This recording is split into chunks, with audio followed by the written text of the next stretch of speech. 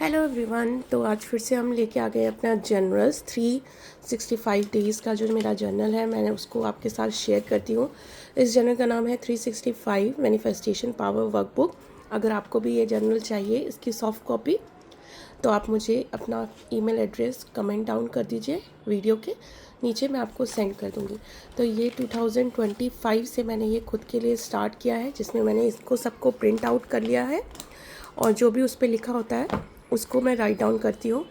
यहाँ मेरे पहले अपना नाम लिखा है, जैसे अपने नाम के आगे प्रीफिक्स डाला है ब्लिसफुल रेडिएंट डिवाइन वंदना सिंह, और कुछ पेजेस आगे मैंने ब्लैंक छोड़े थे, और फिर यहाँ से ये वर्कबुक स्टार्ट किया था। मैंने जर्नलिंग करना स्टार्ट किया था। ये डे 1 था जनवरी का, ये जनवरी 2 था, जनवरी 3 जो मैं आपसे पहले भी शेयर कर चुकी हूँ। आज हम पहुँच चुके हैं जनवरी 4 पे। ठीक है, फरवरी का मैं अभी राइट डाउन कर रही हूँ, चल रहा है मेरा, लेकिन मैंने अभी शेयर करना आपसे स्टार्ट किया तो आप सभी लोगों ने कहा कि आप जनवरी से शेयर करिए। ठीक है, तो यहाँ पे मैं बताती हूँ। सबसे पहले इसमें राइट डाउन क्या करने के लिए कहा गया था, वो था जनवरी 4, practice mindfulness, be aware of all consequence of your action, as this play major role in the manifestation of your goal. Channel your energy to things that are meaningful to you. Don't be sidetracked.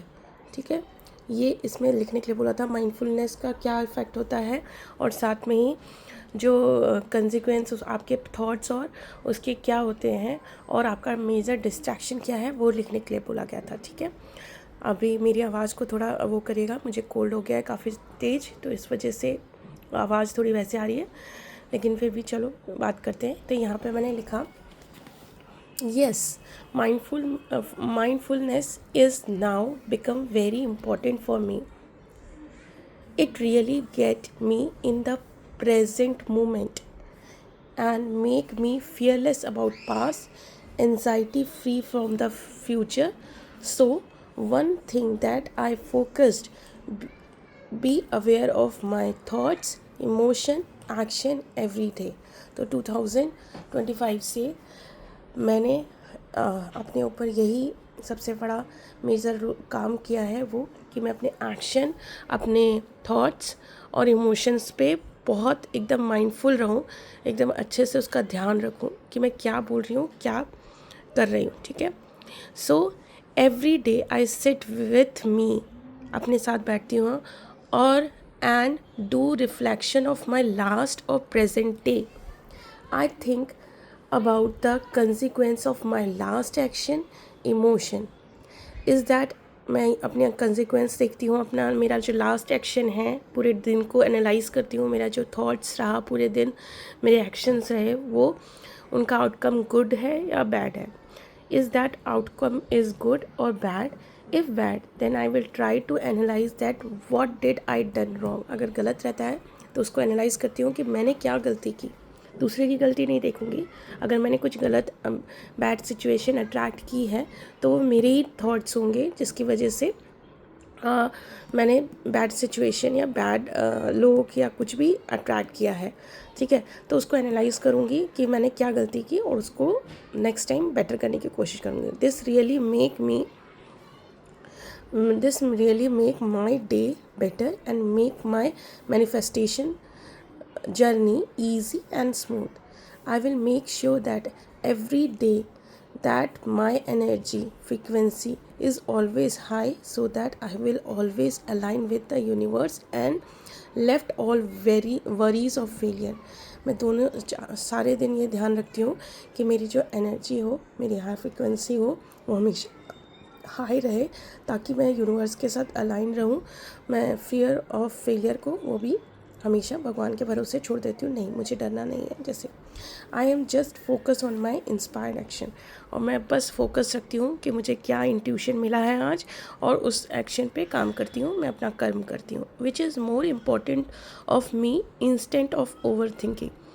वो मेरे लिए important है inspired action पे काम करना, बल्कि over thinking से.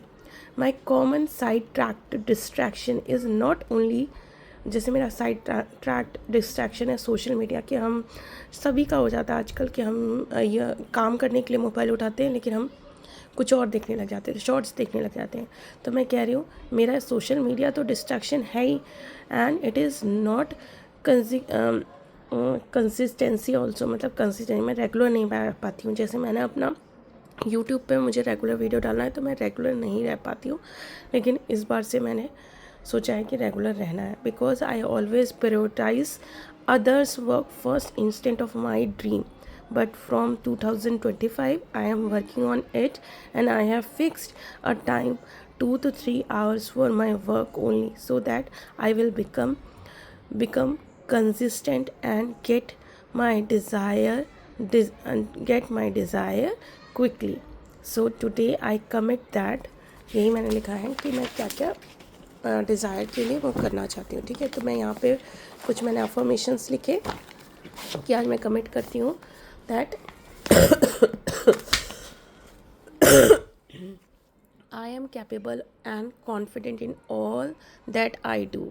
I trust myself and my ability. I am grateful for all the blessing of my life. I am focused and motivated to achieve my goal. I prioritize my task and manage my time effectively. ये चीज़ मैंने 5th वाली point बहुत अच्छे से करनी है. I take breaks and practice self care भी करना है. I can celebrate my achievements and learn from my mistake. I release all the stress, anxiety from the day. I am grateful for the day today opportunities and next day bring me. I trust that everything is working for my favor. ये सारे affirmations मैंने लिखा है जो मैं अपने regular basis पे repeat करती रहती हूँ. तो इस मोमेंट पे मैंने अपने आप को अप्रिशिएट करने के लिए ये सारे अफर्मेशंस लिखे. साथ में क्योंकि जनवरी चल रहा है तो मैंने यहाँ पे लिखा है January is bring me love, joy, hope, peace, success, clarity, healing, balance, wisdom, courage, gratitude, resilience, inspiration, abundance और मनी. ठीक है. यहाँ पे जो हमारे BSR सर हैं उन्होंने बताया था कि जो भी आपका डिज़ायर हो तो उसको एक सर्कल में लिखिए और उसके साथ में अपना नाम नीचे लिखिए और उसको अंदर ऐसे एनर्जी देते हुए लिखिए, अपने इमोशंस के साथ उसको लिखो. तो मेरा ये था कि 65 kg टिल 31 Jan 2025. ऑलमोस्ट मैं 65 kg की हो ही रही हूँ. एंड ये 4812 ये स्विच वर्ड था, किसी मैंने शॉर्ट्स में देखा था वेट लॉस के लिए, तो मैंने ये लिखा, साथ में अपना नाम लिखा और यहाँ पे एक अफर्मेशन बनाया. Hurray, today I am very happy and celebrating with my friend and family as now my weight is perfectly 65 kg. Thank you God और universe for making me fit and slim. यहाँ 6/1 को मैंने लिखा था, ये मैंने बाद में किसी दिन लिखा है. 6/1/2025 को लिखा था और ये 31 तक का डेट आया था. 31 तक मेरा जो वेट है, क्योंकि अभी फरवरी चल रहा है, मेरा ऑलमोस्ट 68-67 के बीच में चल रहा है.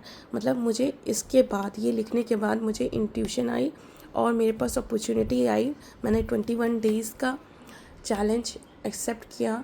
एक मैम है, योगा टीचर है उनका, और उस पर वर्क करना स्टार्ट कर दिया. मतलब ये लिखने के बाद मुझे, मेरे पास एक मैसेज आया मेरी फ्रेंड ने, वो योगा सीखती है, तो उसने मुझे बोला कि मेरी मैम 21 डेज़ का चैलेंज ले रही है और मात्र 200 रुपीज़ में वो डाइट और आपको एक कम्युनिटी देगी जिसमें आपको हमेशा अपडेट करना है कि आपने ये चीज़ें खाई और ये करा, एक्सरसाइज किया.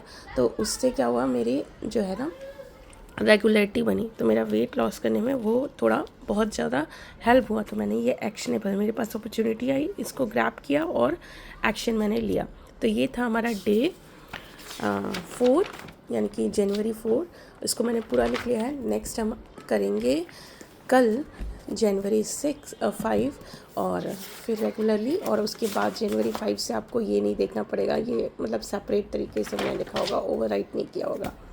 तो थैंक यू. अगर आप ये आज मेरा न्यू देख रहे हैं तो चैनल को सब्सक्राइब कर लीजिए. हम हर दिन जर्नल को डिस्कस करती हूँ मैं अपना, और प्रीवियस वाले भी आप देख के इंस्पायर हुई है और इस तरीके से लिखिए. सच में एनर्जी बिल्कुल चेंज हो जाती है आपकी, बिल्कुल लाइट फील करते हैं ऐसा लिखने के बाद. और क्या अगर जिस भी लैंग्वेज को आप सीखना चाहते हैं, इम्प्रूव करना चाहते हैं, तो उस लैंग्वेज में लिखिए, क्योंकि कहते हैं ना, अगर आप अपनी इंग्लिश इम्प्रूव करना चाहते हैं तो इंग्लिश में सोचिए, लिखिए और बोलिए। तीनों काम एक साथ हो रहा है मेरा, तो अच्छा लग रहा है मुझे। मेरे एक काम के साथ 2 चीज़ें हो रही है। तो thank you so much, love you all.